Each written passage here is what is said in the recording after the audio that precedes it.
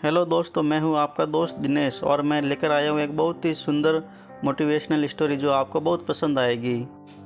एक बार की बात है, एक राजा तलवारबाजी कर रहा था तो अचानक से उसकी अंगुली में कट लग गया।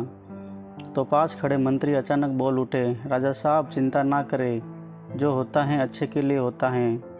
यह सुनते ही राजा को गुस्सा आ जाता है।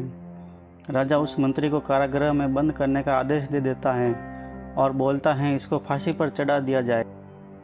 यह सुनकर मंत्री घबरा गया। उसने राजा से निवेदन किया, महाराज मैंने आपके यहाँ इतने वर्षों तक काम किया है, क्या आप मेरी अंतिम इच्छा पूरी नहीं करेंगे? राजा बोला, ठीक है बताओ क्या है तुम्हारी अंतिम इच्छा? मंत्री बोला, कृपया मुझे 10 दिन का समय दीजिए, उसके बाद आप मुझे जो चाहे वो सज़ा दे दीजिए। राजा ने उसकी अंतिम इच्छा मान ली।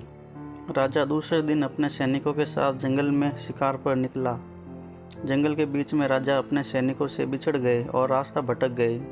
रास्ता ढूंढते हुए राजा वनवासियों के बीच पहुंच गए, जो बलि देने के लिए किसी को ढूंढ रहे थे। वनवासियों ने राजा को पकड़ लिया और वन की देवी को बलि देने के लिए ले गए। बलि देने की सारी तैयारियां पूरी हो गई।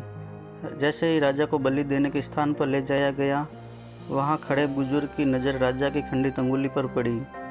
उसने आवाज़ लगाई कि यह तो खंडित है, इसकी बलि नहीं दी जा सकती। तो वनवासियों ने राजा को छोड़ दिया। राजा जैसे तैसे वहाँ से निकला और अपने राज्य पहुँचा। सबसे पहले कारागृह में अपने मंत्री से मिलने पहुँचा। राजा ने मंत्री से कहा, आपने सही कहा था, अगर मेरी अंगुली नहीं कटी होती तो मैं जिंदा नहीं होता। यानी जो होता है वो अच्छे के लिए होता है। राजा ने फिर पूछा, मेरा तो फ़ायदा हुआ, लेकिन आपका कैसे फ़ायदा हुआ? मैंने तो आपको सज़ा दी।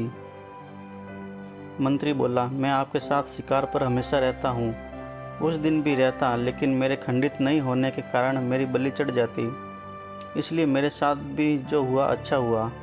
राजा प्रसन्न हुआ, लेकिन छोटी सी बात पर मंत्री को सज़ा देने का दुख भी हुआ। इसलिए राजा ने मंत्री को कारागृह से निकालकर फिर से अपने साथ रख लिया।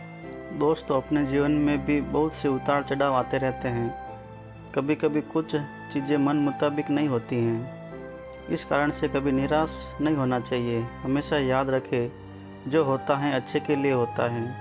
भले ही कुछ अच्छा हो या ना हो, लेकिन उस परिस्थिति के प्रति सकारात्मक नज़रिया रखने से उसका प्रभाव बहुत कम हो जाता है। दोस्तों, अगर मेरी स्टोरी आपको अच्छी लगी हो तो मेरे चैनल को लाइक और सब्सक्राइब ज़रूर करें। धन्यवाद।